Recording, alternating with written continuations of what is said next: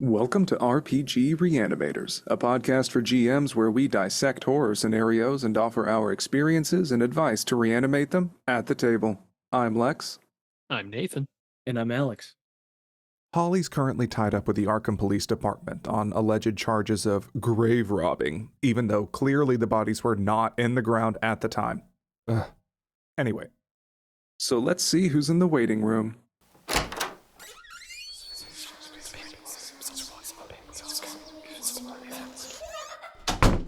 Today, we're consulting on prioritizing realism, verisimilitude, or good pulpy fun in RPGs. We'll discuss some lessons that we've learned from our games and offer our best advice on how to try running horror or other games using these characteristics at your table. So now let's begin our consultation. Okay, first of all, Alex, can you address the $10 word in our description, verisimilitude? Yes, so verisimilitude means the appearance of being true or real. And that's it. Oh, cool. The episode's done. 6 syllables to take that? Yeah. Truthfulness. But it's a really good word because we're talking about the game master building up this world for the players to have their PCs occupy.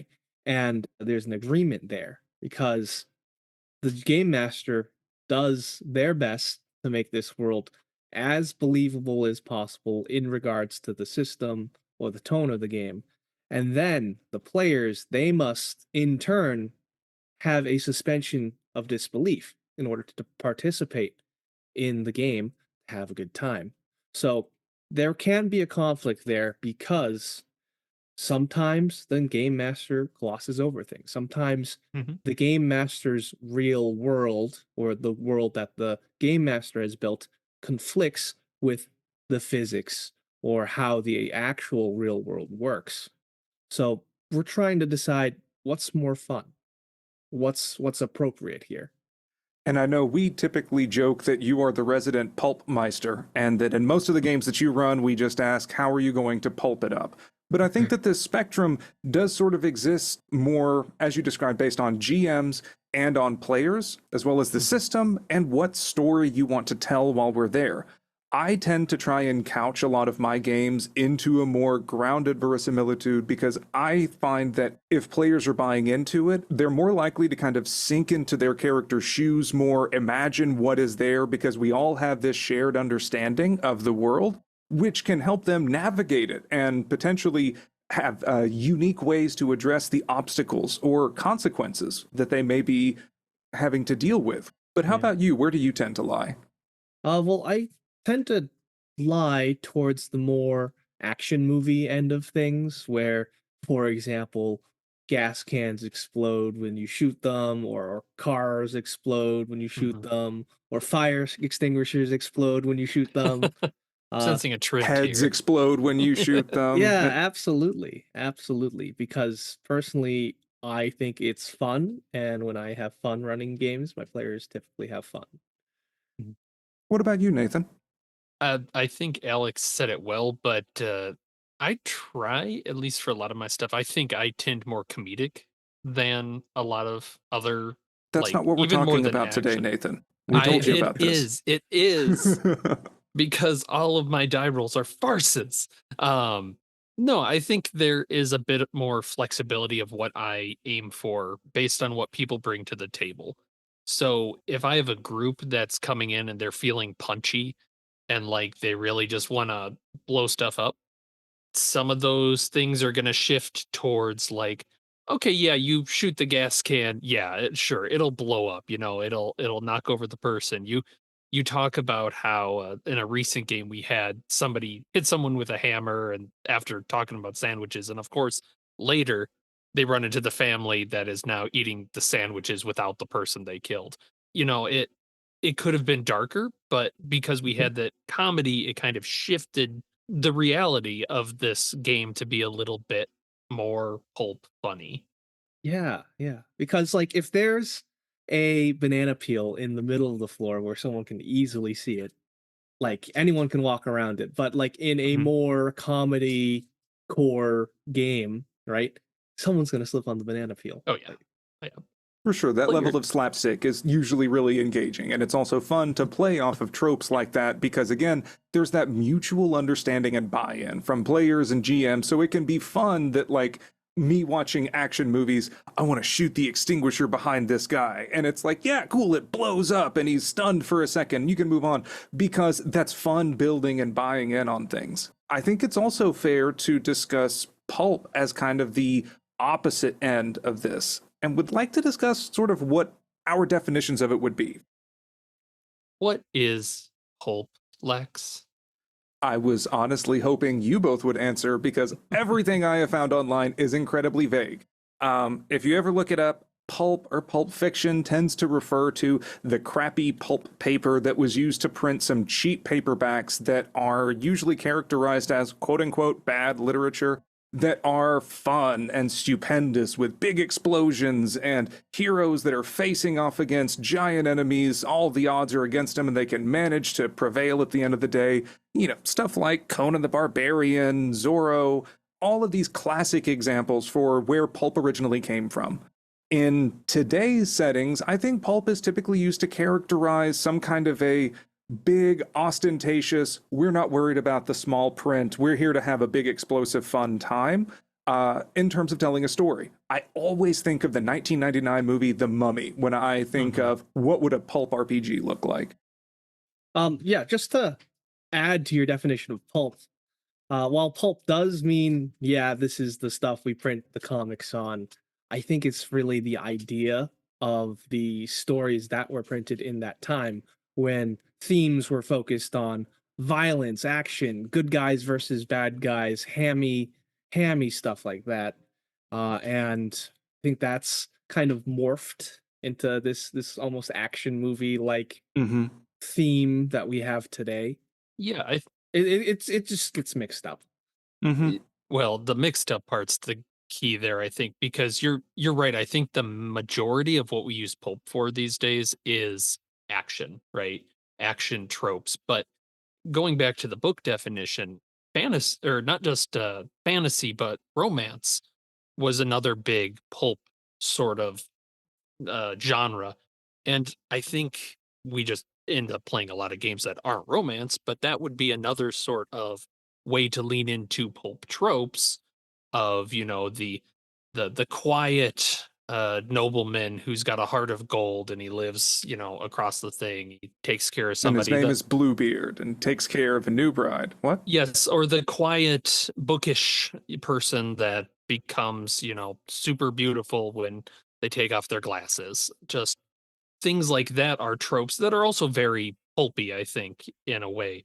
But when we talk about it for games, we're almost exclusively going to be talking about it from an action side. Now that we've defined pulp, Lex, you mentioned we have to decide like what we want to have the tone when we run our games. How do you determine the tone? Because I imagine it personally to be not just the system that you're running, but also the players at your table. Yeah. I think that in this discussion, we're going to revolve around a lot of, well, it depends. But this is a really intersectional issue. I think that the tone that we're aiming for can depend not only on the system itself, but on the scenario that you are trying to deliver. I think whenever we're reading through it, it's important to characterize what the tone of the scenario is going to be and how you want to run it. From there, especially if you're running in more online gaming circles, it can then be important to consider what sort of players you may want to invite to play this game that would be able to buy into that vibe, or if this vibe is going to match your home RPG group. So just kind of throwing it out there, what things would you look for to try and identify the tone of a scenario you're considering running? Somewhere between total grounded verisimilitude to wacky pulp. I'd like to see and analyze the themes of the scenario first.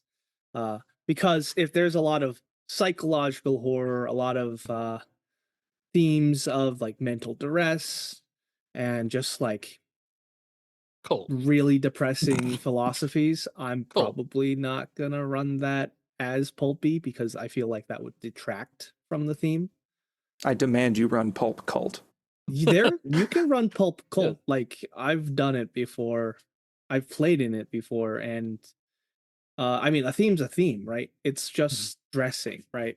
Hmm. So you could have all these themes of mental duress and the futility of your actions, but you can still frame it as like an action movie. It'll just be a different one. It'll feel different. You'll feel Yeah. those themes.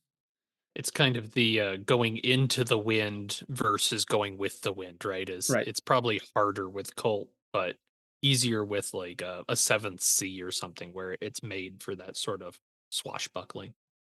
Yeah, like I would probably not run, let's say, a fantasy RPG like Pathfinder Hmm. in a way where the players are powerless because the themes are futility. Because, in my opinion, fantasy games like Dungeons and Dragons and Pathfinder are about like, what do you That call power it? trip, Yeah, kicking power ass. trip. That's Yeah, right. heroic fantasy. Yeah, kicking ass. That's what I said. And I think as a bit of a counterexample, I tend to run very investigation heavy games. I enjoy a good mystery and having players try to think to unravel what the heck just happened. And for that, it may be why I tend to lean towards a more grounded verisimilitude, because it's more important for them to be small people on a cosmic horror scale. That you are trying to uncover this mystery, but there are real considerable forces and obstacles that are going to be in their way, whether that be the actual antagonists or needing to do things like dig up someone's grave whenever police are a very real threat. And so I think keeping things more grounded in that way is what leads me more towards verisimilitude rather than a pulpier characteristic. I'm curious about running more scenarios as investigative mysteries with that pulp aspect. I know we're running we're playing in Mask of Nyarlathotep with light pulp, but I don't really feel like that's changed all that much, aside from we're able to gloss over a lot more details. Yeah, I'd be curious if you find that players get more invested in their characters that way, because that sounds a lot of what you're looking for is kind of getting that bleed of finding understandable matches between characters. Because in the terms of what game we're playing and what characters we're playing, Call of Cthulhu is going to be the closest run as is to reality, probably, because we're all just people playing people. Nobody has pulp talents, is maybe Teddy Roosevelt, but you know, Yeah, as realistic as being in a world with Lovecraftian eldritch yeah, beings and having the ability to cast spells should they get their hands right, on the Necronomicon, as realistic as that can be. But once yeah, again, that's a suspension of disbelief that the players buy into. right, And I think that's a good segue to discuss what if the players aren't buying into it? What if you are trying to run something as a more gritty, grounded, realistic investigation and your players are maybe bored? They're really wanting to skip over some of this red tape. And it's like, listen, I just want to read the book and get the thing. I don't want to spend 2 weeks to read it. Well, this is kind of the nature of what the game is. But we also are in control of that game. So how would you go about maybe trying to shift the tone mid-session? Would you just do a straight, like, pull the curtain back, check in with your players, say, hey, do you want to ham this up more? Or what would you do? Absolutely. If it's not addressed in the session zero, then thank you. have another session zero throughout the game. Have a check in. Say, like, hey, Mhm. how's everyone feeling? Is everyone enjoying the game? What can I do to make this game more pleasurable for you? Because this is a game, this is a social activity where we all work together. Yeah. Yeah, and for that too is we talk about session 0 as sometimes a session 0 for these for getting tone expectations. You can sneak one in at the start of things like one shots by asking stuff like, what is your character up to today? You know, what do they bring to the table today? Because if your players are all going and doing death defying stunts or oh, I shot a shark and then I carried it home and butchered it up. Okay, they're looking for a different tone than maybe creeping through a library late at night looking for a ghoul or something. So you can kind of test the waters and even push back, the normal way to say, let's take it down a notch. Maybe just you went fishing in the morning. Yeah, so if you ask like, "What is your Delta Green character doing?" and someone responds with, "I'm drinking after a horrible day at divorce court," then like that Yep. really Yep. establishes the tone. It helps other players too, is one thing I like with that is once a few start going with the tone, there's that agreement or the exception where you might have someone be like, my character, is driving his new Corvette away from divorce court because he doesn't care. Well, okay, you might have an exception, but you've set the stage for that, and you Plot can twist: they were once married. yeah, and you can let it battle out the tone early Hmm. because you don't have to necessarily decide the tone right away. Is you can have slightly different characters come together and butt heads, and as a group navigate your way through. Yes, it's also important to understand that each player, when they come to the table, they have their own expectations of what Yeah. a game of this system plays like, and those can both be different if they're both different players. Yeah, in my experience, I think I tend to prefer realism in games because they can capture an additional grittiness to horror that I Mhm. don't think is as easy to address with something that may be a little more lighthearted like Pulp. Yeah. And one of the bigger things is that if everyone buys in that this is basically real world, then you are just people. The people you are interacting with are just people. And I think that it can be really important to have the NPCs that the players interact with feel more like real people and not just stage extras. It's hard to beat the barkeep to a pulp to get the answers out of him if you are describing like him begging, please, I have kids, as his teeth are falling out. Like, you should feel bad for doing this. This isn't just Pathfinder where you can do it because fuck you, I'm level 5, barkeep's level 1, kiss my ass. That, like, I think being able to keep that in mind can help the tone of horror games, in my opinion. And also, by keeping it more grounded in real world circumstances, I think you can put the screws to your players a bit with some real world trivialities. In my experience running Music from a Darkened Room, there's one NPC who tries to screw the players over for like an extra $200 for them to get access to a thing. That instantly made them the most hated character in the entire game. And they were debating where and how they were going to murder this guy because fuck him, he charged me an extra $200. Like, it didn't matter, but it was just enough to help get under their skin a little bit more. I think the key there is you're running your NPCs like people and understandable people there. Because everything you just said applies well towards like a mothership, for example, right? Where this same thing could have happened in space. You're all space people, and you run across the space barkeep, and he starts begging for his life. That I think the key there is you're matching the reality of reactions. Mm. Like beyond that, the setting is less important. But if players can see someone and understand why they're doing something, that makes them feel a lot more real. Yeah, and keeping it a little closer to life. Yeah. Because also, I tend to prefer horror scenarios where players are just people because it's a very good way to constantly reinforce consequences for actions. Yep. Because they are now no longer significantly stronger or tougher than any cop with a gun.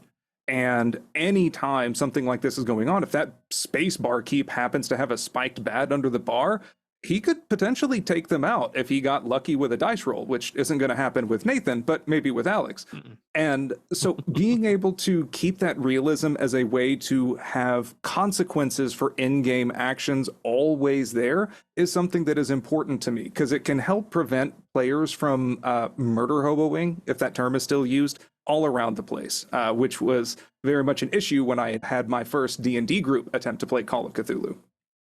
Well, and the key there is you're using the shorthand of expected consequences, right? If it's real life, we know exactly what's going to happen if I beat up that barkeep. Someone's going to call the cops. I'm going to get arrested and thrown in jail. You speaking from experience? Yeah, maybe.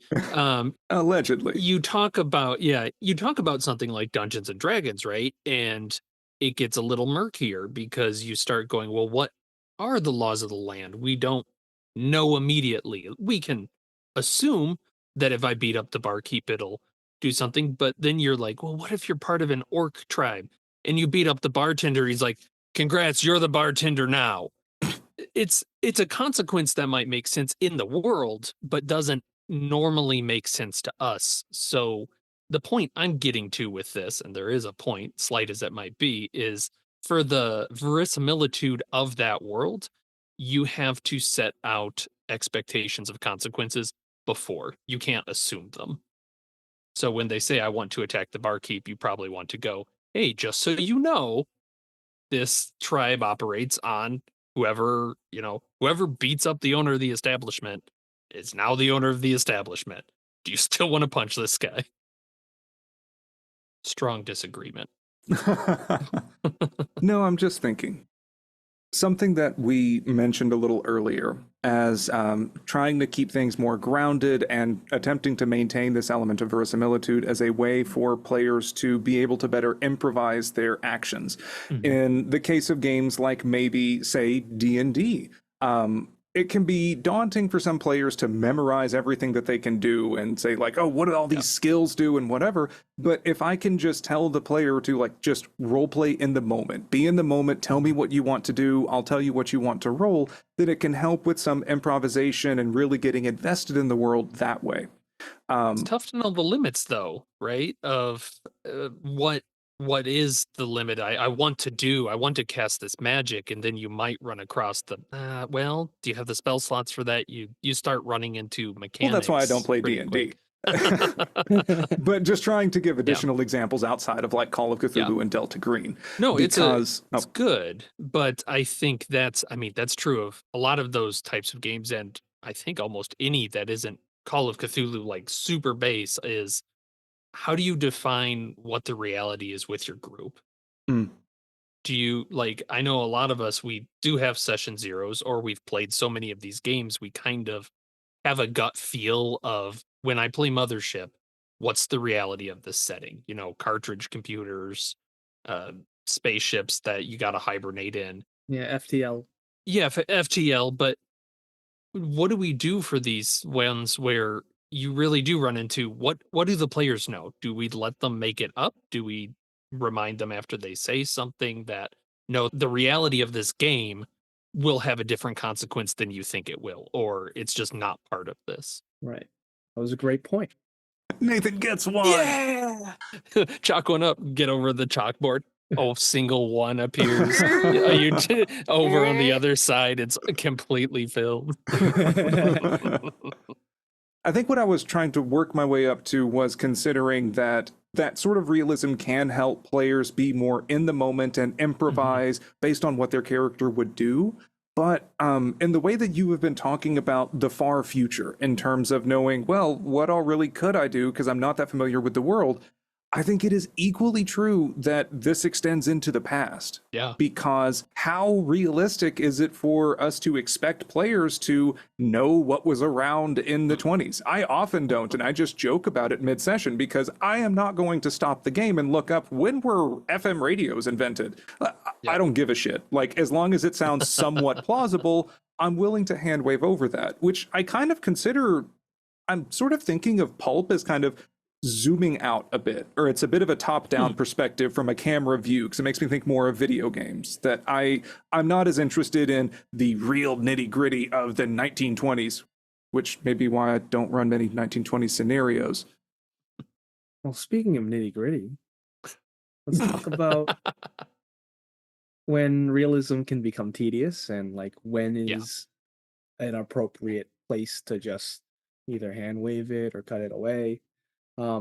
Because there's some merit to tracking stuff. Like, for example, if you're prepping for travel in a cross-country adventure, or let's say like maybe either a fantasy game or even something like Call of Cthulhu, like it'd be nice to think about like what are you preparing for travel? What are you bringing? I feel like there's a sweet spot because there's definitely a point where it's like, oh, bam, red line, you're there, and you like Yeah. no one discussed packing anything. You're missing out on some content and a different kind of fun, especially if some of your players like tracking and keeping track of stuff. But then I can see that keeping track of all the pemmican you have, or like that can get a little annoying. And there's different game systems that have really made such tracking a little easier with their mechanics. Like, let's say, Forbidden Lands, they have you start off with a higher die, like a D8 for equipment, and when you roll a specific number, that means that equipment gets used and you go down a die. So it's like it's not a solid number, but it's like an abstract of what you have. And I find that to be a great middle ground. Then you're counting every single piece of food. Mm-hmm. Yeah, I find in terms of a middle ground, this is a thing I really love about the Alien system or Year Zero system in general, in terms of their keeping track of something like your oxygen in a spacesuit or your battery life for some sorts of devices. Essentially, it will just give a battery level. In this case, I'm going to assume your motion tracker has a battery of 6. This means that you have 6d6. Whenever the GM asks after you've used it for a little while, you can roll those dice, and any 6s are reduced from that pile to show that battery life diminishing over time. I find that this is really fun and cinematic because we're not actively keeping an eye on every percentage of the battery as it's going down, and it can lead to some sudden big drops, which narratively you're like, whoa, what happened? And it makes those last 2 die really important. That ups the tension while players are going through it. And I think that that is the characteristic I would want to focus on if I'm deciding if I want to track something. Is this like an outdoor camping survival thing where if we run out of food, we're going to die? Then yeah, I might be more inclined to count those supplies because that's going to lead to a hungry desperation. For other stuff, probably not so much. Like, I don't count bullets most of the time unless it's really important. Right. And just piggybacking off of what Lex said with like O2 and the alien system, it'd be a damn shame, like I would say, if your game master or warden was just like, you don't got to worry about oxygen at all because you're eliminating a part of the game where it's like a source of tension. Yes, you're eliminating a source of tension. These restrictions and limitations, they can drive meaningful choices. They drive risks and conflicts, which enhance your game in the end. Yeah, and it engages again with the reality of that, right? Is when you are playing an alien game, you expect the reality to have sharp swings in oxygen levels, right? You expect it to have fast moving action where you don't count bullets. And I think that's a big part of this discussion of what makes it feel real is what is the system trying to do? And what are you as the GM trying to accomplish with the system? So the oxygen works because you know to track it and you get those cool swings.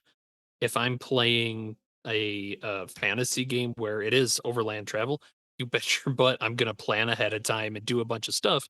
But if I'm playing Blades in the Dark and it's saying you're doing a heist and I have someone go, well, let me see. For this heist, I want a lamp and I want a rope and slap their hand and say, no, tell me how you're getting in. And then we'll flash back for anything you need because that's not the reality we're going for. We want a heist. Absolutely. You tell them to engage with the game system because, right, if you have a system that's already set in place where it's like the die that reduce when they roll a certain number, like in Forbidden Lands, or if you have Blades in the Dark where you just make shit up, where it's like, oh, well, I prepped for that. It would be against the nature of the game to just count up these torches when you already have a method of determining what you have. And that all goes back to suspension of disbelief, engagement from the player to follow the rules of the game. And I think an expansion of that, to me, it is really important to consider the story that is unfolding and being told at the table. And I think that maybe where I try to strike a balance sometimes between this Realism, verisimilitude, what have you, and then Pulp is thinking about what would be the most cinematic thing to happen at that moment. As we've been talking about the alien system a bit and counting bullets, something that the system does that I really like is that you don't track your bullets normally. If you have a gun, you can go pow, pow, pow until you roll a panic die on one of your stress die while you're trying to shoot that gun. In game, that means that you have wildly emptied your clip because you are panicking and just pulling the trigger. And I think that that's very cinematic. And it's something that that system also does very well because you are not thinking clearly. You just freaked out and kept your finger on the trigger a bit. Now you need to reload. So it builds another sense of urgency, desperation, and tension in with that. I think that you can do this by manually tracking like each bullet, especially if someone has something like a revolver that it's easy to count from 1 to 6. But if they're getting into modern guns that have 17 round clips, like, come on, I'm not going to worry about it. Delta Green tries to handwave over this a bit by saying, well, each time you shoot the gun, it can be between 1 and any number of bullets that come out. And it really depends more on how high the damage is. That could be where it hit, or it could be how many bullets you shot. But in other case, like, what am I going to do tracking the number of bullets? Like, what's the point of giving me a number of rounds in clip? It's just going to come down to GM fiat of when you say, okay, I think that that's about enough bullets in the clip, or trying to find a better in between for that. Absolutely. Yeah. Delta Green really abstracts it where he's like, yeah. And GM fiat means it's up to the GM to determine. All that responsibility is pushed onto the GM. And that might not be the best thing.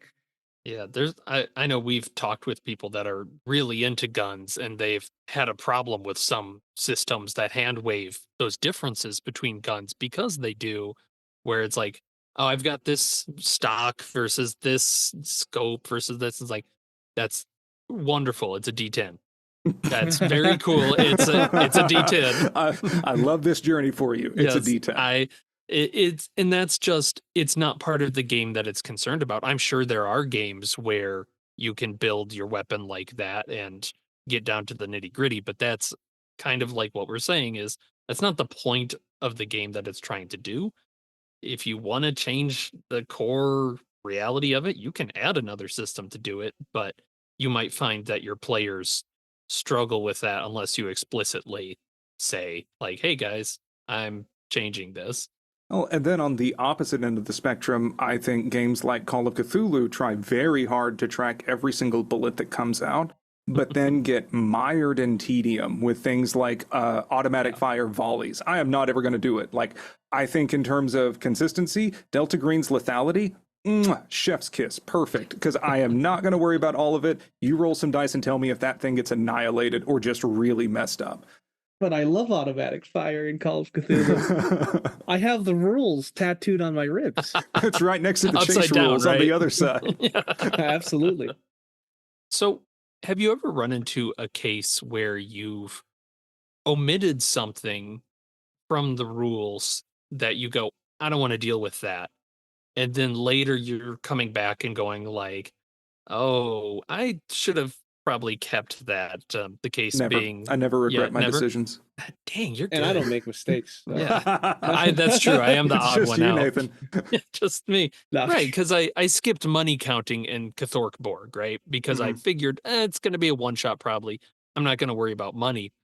But as we started playing more of a campaign, it becomes clear that, oh, money's important for other consequences, right? Is you might need to pay off people to stop gossiping around you.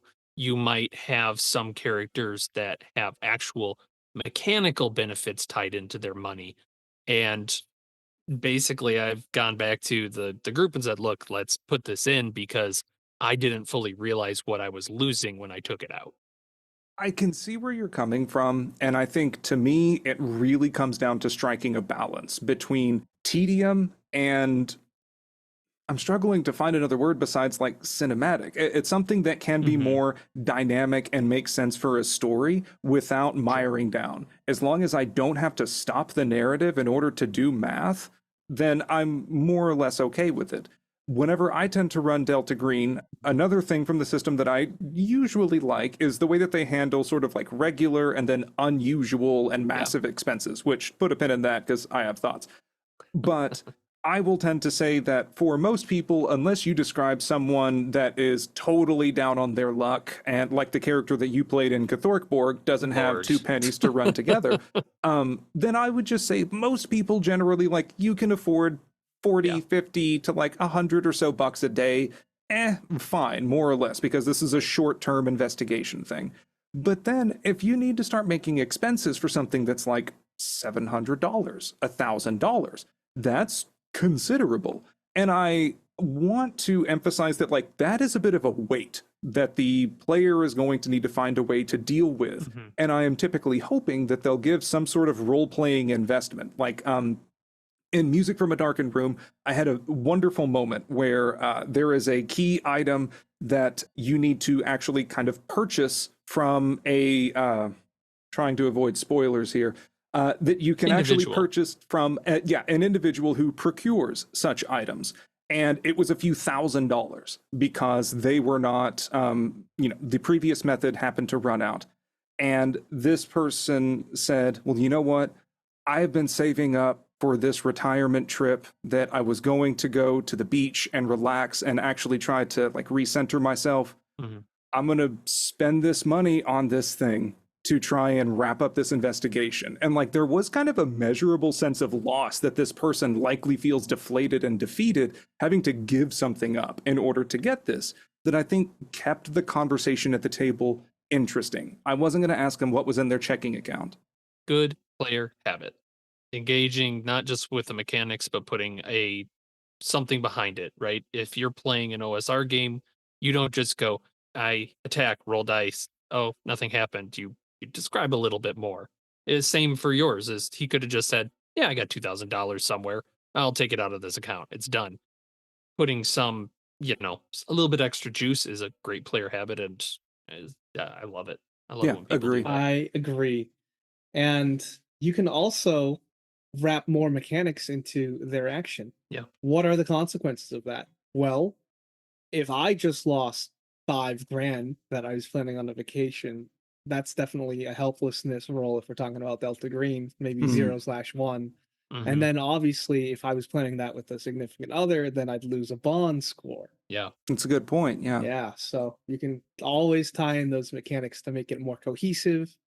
And I'd like to get back to that point of tracking money or supplies. Like, if there's rules, like, this is something that you pick up if you're a GM who's like running a lot of scenarios, or a game designer, or an adventure writer. When you change up and like maybe homebrew, hack up your rules, like, just understand what those elements that you're changing tie to, because if they tie to advancement or stability of your character, whatever that means, for example in Cathorkborg, then obviously you'll have to keep in mind how that's going to change the dynamic of the game. Yeah, which is why the idea of even attempting to change something in Pathfinder is incredibly daunting to me. I'm sure there are people that can do it. There's so much. There's like incapacitation effects, and then there's heightened spells, how it interacts with the move trait, or oh my god, there's a lot. You really need to know your stuff if you really want to get real into hacking up the game systems. Right.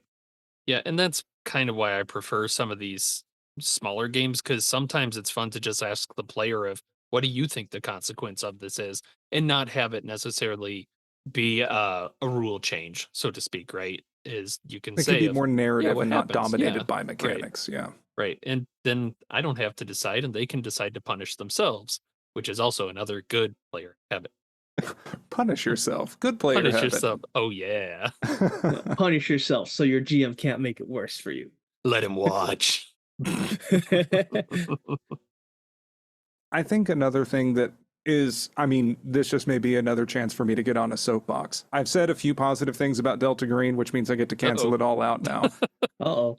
whatever direction you end up going to try and suit the scenario and your table generally for something that can be fun, I do really, really recommend trying to stay consistent. Whether you sort of switch gears halfway through, at least you make it clear, like, all right, we're going to pulp this up a bit, but then you stay there. And it's agreed on by everyone. Yeah. Yeah. Something that has always bothered me whenever trying to prep or run Delta Green is that they can be really inconsistent with how gritty and real everything is. It really likes to portray itself as being hyper realistic and all of these things, except for when counting bullets seems to matter. But then hand waves over things by just saying, well, they have the resources, they have the tools. And one of the biggest ones for me is how things like the program or the outlaws or whatever can procure items, because there is such a thing that there's even like the program, what is it, the operations specialist, that you can just put in a call and then get an RPG delivered if you know how to maneuver and get these ways through. It's like, honestly, no. America. There is so much bureaucratic red tape. I've asked some friends who work in the armed forces or work in other government industries, and all of them will always end up saying that no, every single penny has to go across multiple people's desks for approval. There was once a coworker who needed $100 Raspberry Pi, and they had to get 5 signatures in a row from people who oversaw the entire program in order to get this one teeny tiny thing. Certain amounts of funds can go into different projects, and so maybe that's where you can get the plausibility that if you have set up this fake project that is extended past its deadline, and so there's a steady supply of money coming in, cool, I can get that. It gets lost in between the red tape. But if you're just going to say, hey, I need this, that's where it really bothers me, honestly. But maybe this is just a me thing and you've already skipped past this part. Well, no. Do you think there's a difference in that between, to go into the Delta Greeniverse of it all, right, is between like a public health government sort of project or, some non-military function? Because, yeah, once you start getting into wetworks and stuff, it gets a lot more confusing of where money is, where money went, where it came from. Do you think that maybe they're going for a, how do I put this, in the reality of the Delta Green world, that is something that people do, right? That there's that conspiracy there. I think that they're getting at like what Alex just put in chat, where the Pentagon is missing something like $80 billion, according to a recent audit. And just like, yeah, that's where it all comes from. And I think that a lot of that is due to overseas operations and things, and supplying a lot of resources that just don't really get accounted for. But at least in terms of the folks that I have talked to, they have all said that like every single thing has to get accounted for and then some.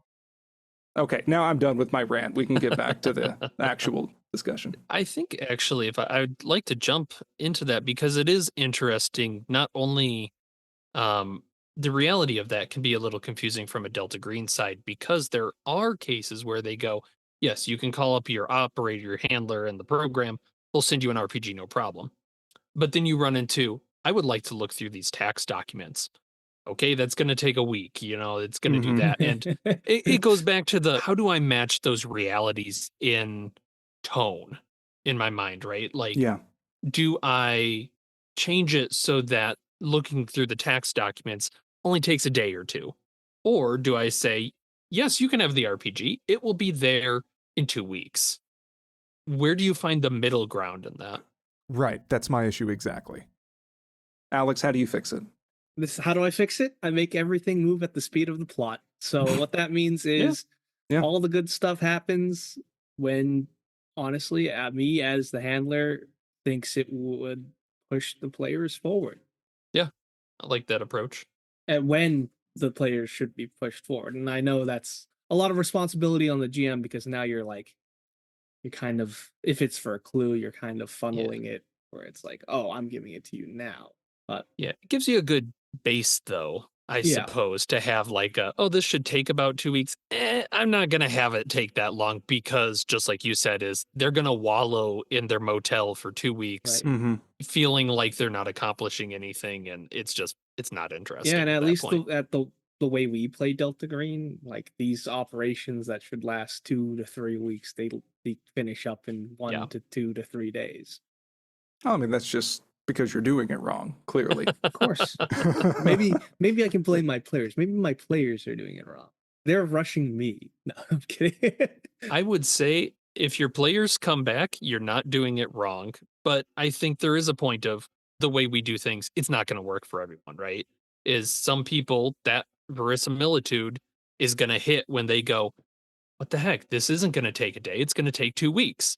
And legitimately, some people don't like playing like that, and that's fine. But I don't think they'd like playing with us, sadly. That's when you scream at them and say, suspension of disbelief. Pocket sand. Okay, and so let's go ahead and bring this discussion to a somewhat less tedious medium. How would you address this in a more fantasy setting, say, in terms of like pure realism versus trying to keep things more plot appropriate? You hit it on the head earlier to me is what is the setting doing? If it's Dungeons and Dragons, players generally come into that with the expectation that they're running into balanced encounters, right? Power Same fantasy, for yep. same Mm. for Pathfinder is it should be challenging but beatable.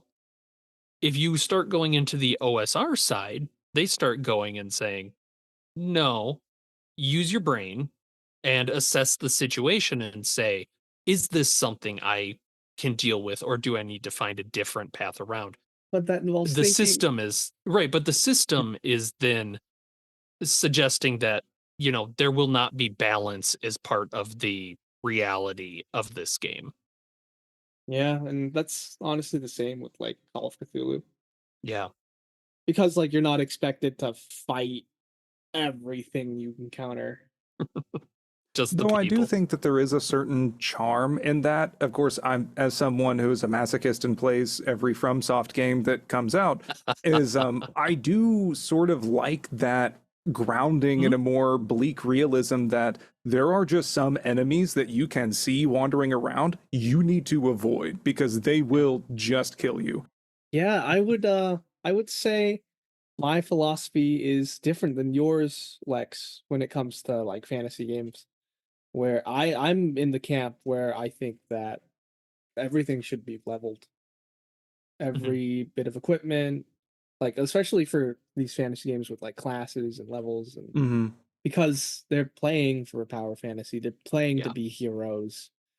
It just sucks when they encounter something that just wipes them, right? That's Yeah. not For sure, fun. and that's probably why I do more Mork Borg Yeah. than Pathfinder currently. And Yeah. players, they don't have it ingrained in them to think that way, right? Where it's Mhm. like, Yeah. oh, how do they know it's that tough, right? Yeah. How do you know something is tough when all that is different is the stats and the numbers that they're just higher, right? Because we can see behind the current, they can't. Yeah, and a lot of the OSR relies more on description. I think to that level is in Dungeons and Dragons, if you say, "Oh, you see the dragon ripping through a cow and it's no problem." It's, "Oh, look, there's a whole orc band it took out." In Dungeons and Dragons, you go, "Oh man, that's some good flavor right there. Let's attack this thing." Now let's In go fight it. OSR, yeah, in OSR, you should be going, "Am I stronger than that cow? I don't think I'm stronger than that cow. That thing's gonna eat me." A cow just killed our party member, Jim. Exactly. That's a mean cow. Um, so you need more signposts and kind of hints that this is not the most popular role playing game. Right. This is a different beast. So this is like a case where it's like, yeah, it's not realistic that everything is tailored to your Mhm. level, but it makes for a better game. Yeah. Yeah, For that's what you're there these for. fantasy games Yep. that we're Yep. talking Mhm. about. No, I don't disagree. Again, it's more about knowing the table. I wouldn't try to just spring something out of Elden. Like, I wouldn't drop my players in Caelid in like a fantasy RPG kind of setting. I would kind of work them up to it a bit. Yeah. Yeah. But Alex, going back to something that you mentioned just a bit ago, is how would you cover this balance in something more of like a level-less horror RPG setting where players are Right. roughly about equivalent in most things? Well, I changed the goalposts because like we looked at fantasy and balance as in like levels and like what they can handle. In a way, balance for a horror RPG is also about what they can handle, but it's more magnified, right? Like I would take into account like not we're expecting our heroes to like fight these monsters head on like in a battle map, but Mhm. let's just examine balance in terms of how much damage does this monster do. What percent of the time the monster hits a person, how much damage is enough to knock out an average PC. Like I'm talking about balance in that sense. Like Oh. you don't want a monster with 100% chance to hit and it does like 5d10 damage. Like that's not fun, Yeah. especially if it can outrun the players. Yeah, it goes to the are you going to get them so strong that it removes any interesting combat, right? Is you can always drop Azathoth on everybody at any time, but that's not fun. No one expects the Spanish Azathoth. Yeah, like looking at these as story playing games, that's not a great story. I mean, we've all heard stories like that, but it's real boring to say you're eating breakfast and then the sun goes out and everybody dies. All right, thanks for playing this week, guys. Have a great time. It's yeah, you gotta have an idea of would this stop the story dead if everything goes the monster way.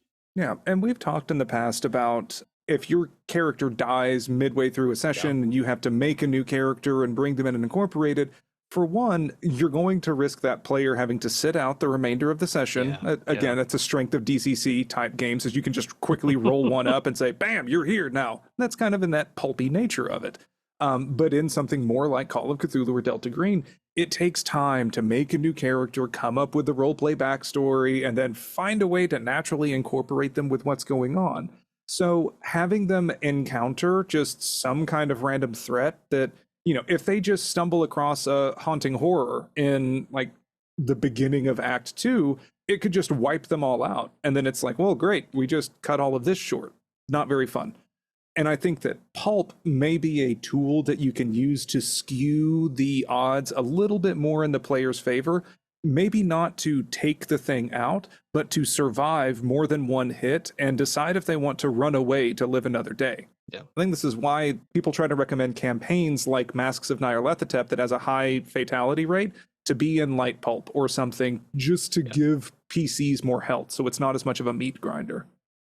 Oh Lex, we're What'd I really do? gonna get into the guts of this today because like I loved your example of the hunting horror just sent after them in Act Two, because that's an example of like, yeah, it'd be realistic for the sorcerer to send out the biggest, baddest motherfucker to fuck up the PCs instantly just because he can.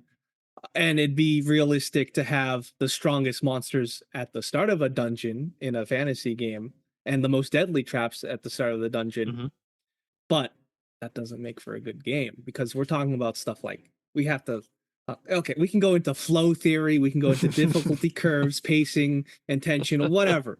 But like at the end of the day, yeah, while it is more realistic to just crush the PCs with every resource available, that realism makes for a worse game.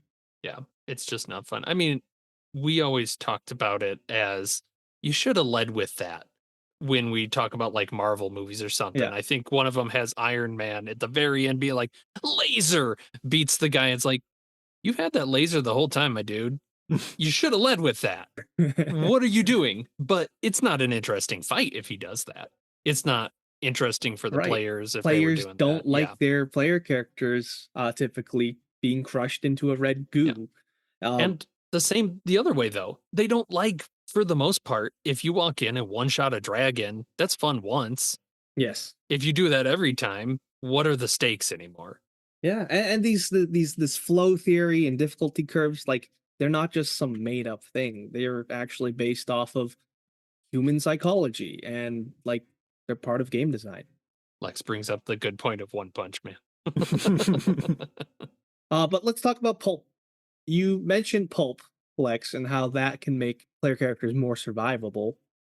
Do you think by pulping something up and making it more survival, do you think that lessens the horror in the context of horror games?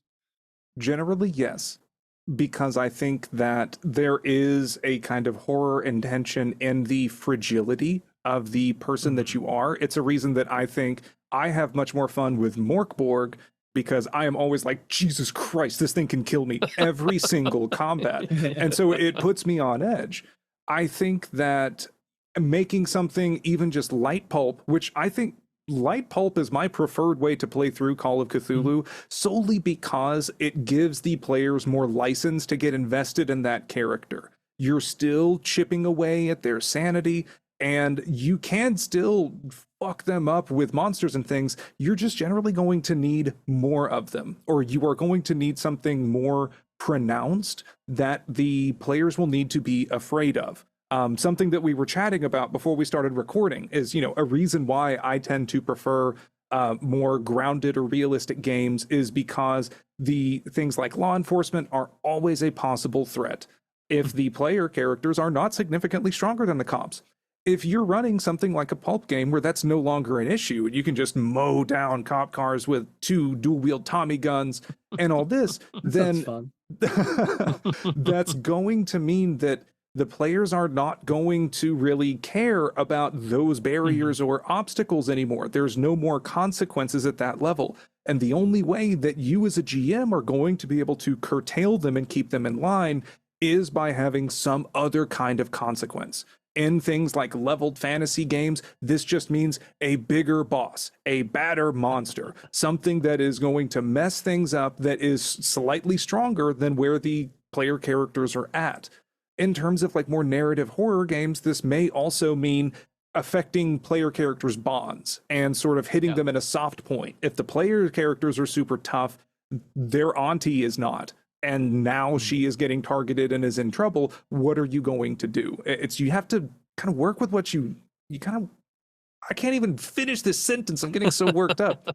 No, that's great. You just kind of have to work with it to find where you can hit a vulnerability to raise tension and threat to keep player characters motivated. Yeah, completely agree. That's the beauty of having survivable characters is you can hurt them in other ways. You're a sick man. Well, keep in mind, this is all big talk. My dice never back me up. That's true. So there's the other side of the reality of this is if your GM That's can't the roll universe dice for balancing anything, itself out. like, ooh, this one's gonna hurt you. Nathan in control of his dice rolls, menace. That's why my games tend towards comedy. It's what's the point of fighting it? Do what you're good at, right? Or what the universe is telling you that you're good at. You look, your villains are gonna be comedy. Just roll with it. Okay, so we've been talking a lot about verisimilitude and grounded realism, all the way up to more slapstick or explosive pulpiness. Whenever you are looking to run something at the table, are there any takeaways that you would try to recommend to listeners to make these things shine? Whether it's matching it to the group, the scenario, what do you got? For me, it's trying to get a handle and agreement between the players and the GM on the tone. Sometimes that's a lot easier because like I mentioned Blades in the Dark, that tone's pretty well established through the game, and it's pretty easy to explain. Is you're a heist folk in a fantasy dark city. Fair enough. Like you kind of get the tone idea there. Other things, it's tougher. Like when we started playing Borg, because it's recent, I'm going to keep mentioning it.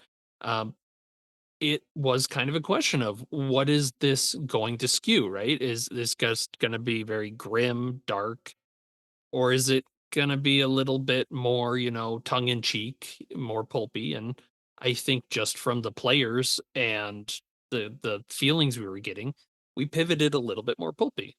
Yeah, yeah. If I were to add to that and just like recap the whole episode, I'd really just Please. say do what's best for the players, synergize the feeling of the game with what you personally Mm. have interpreted the themes of the system and the adventure are.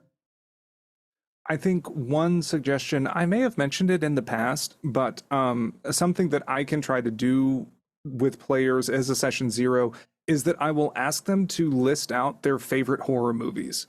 to give Ah. me an idea of relative comfort levels, both in terms of how much body horror I'm going to throw at them, but that also may give you a better idea if someone says that they have watched all the Friday the 13th movies 8 times over every year, then you know you're going to like need to ham it up a little bit more and have some more Yep. pulpiness for entertainment, because chances are they're not going to be very into that gritty realism. I think also building off of what you both have said and taking all the credit for myself, Yay. I would also recommend GMs just to be flexible if something isn't working. Being able to try to match what the scenario holds in store, what you are excited with, and what you think your players are going to respond with. You know, these are a lot of educated guesses. And sometimes it just doesn't pan out. But as Alex said, this is entertainment. This is fun. This is a hobby. So try to find a way, maybe throw some rules out the window, change things up to just make the story more fun as it is unfolding. If that means getting a little pulpier with it, so be it. That's fine. I think maybe just overall try to find your own balance to incorporate realism with some sort of potential obstacles and consequences and fun. And at least having a more cinematic scenario unfold at the table that your players are going to want to tell stories about later on. Yeah, I like that. I like the read the room is a good lesson. And if you have trouble reading the room, just ask. Like Yeah, just ask them. we've done that before after sessions where it's like, did this feel slow to anybody else? And sometimes the answer is, yeah, man, The answer is it always yes was. for me. Why did you, why did you have us spend all this time doing a shopping episode? Okay, fair point. I won't do that again. Right, and you can even check in before those last comments actually happen, because you can ask Yeah. them at the end and they'll be like, "Oh, well, I wish this happened," or you can ask them in the middle of it when it's like, "Oh, well, can we try to play this kind of way?" And then you can change it mid-session and get a better result. I also think it can be helpful to directly ask the players after sessions. It's very common for us to be like, everybody having a good time? What'd you think of it? Did you enjoy it? And that kind of primes them to put people on the spot and say something confirmatory. Be like, yeah, it's fine. Because no one wants to be a naysayer in case everyone else is enjoying it. I don't want to be the one to be like, actually, it's kind of silly for me. I was hoping for something else. Yeah. Whether that be sending them a DM after the session's over and just checking in to be like, hey, I'm curious what you thought of tonight's session. Is there anything you wanted to work on? And generally, I will try to provide some sort of suggestion or insight that, like, hindsight always being 2020 is, I wished I would have done this. Yeah. Or I thought I could have done something better here, but was struggling in the moment with improvisation, in order to sort of open the door for the player Yeah. to say like, oh yeah, and provide some suggestions themselves. That's great. Yeah, I mean the heart of a lot of this is just, hey, guess what? Talk to your players, even if the talking is hidden within the game terms. Is talk with them, figure out what you want to do, and if you don't agree what the tone of the game should be, it's okay to run a And kick different them game. from your game. Oh, right. I mean, yes, like, I wouldn't say kick as in Yeah, you can do it nicely. You can be like, Yeah. "Hey, right. maybe this isn't for you." Right, right. Is Mhm. this it doesn't seem like the kind of game you're enjoying. This is the tone we're looking for. The more you can well define that, the easier that conversation's going to be. Oh no, did we make this episode about tone And communication again. Curses. again? Damn it. No. For a game all about talking to people, there's an awful lot of communication going on here. Hate it. God, we should become relationship therapists. No. Lord. Speaking of failure. What do you think they are in RPG Reanimators? No.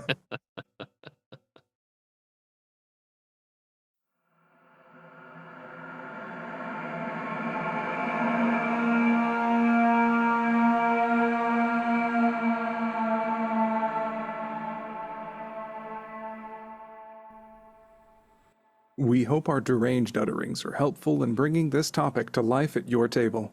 You can join the maddening discussion on our Discord and subscribe or follow the podcast to hear more gruesome consultations. Be sure to check out the show notes for links to topics we discussed in this episode and other RPG resources. We also post these to our Patreon that's free to follow, or you can make a charitable donation to help us keep the flickering lights on at the H. West Memorial Mortuary and Laboratories. Speaking of which, we'd love to give a shout out to our newest patron, Sawyer, in joining us for a different kind of paid internship. So until next time, thanks for listening to RPG Reanimators. Where your games can die. Or live. On the table.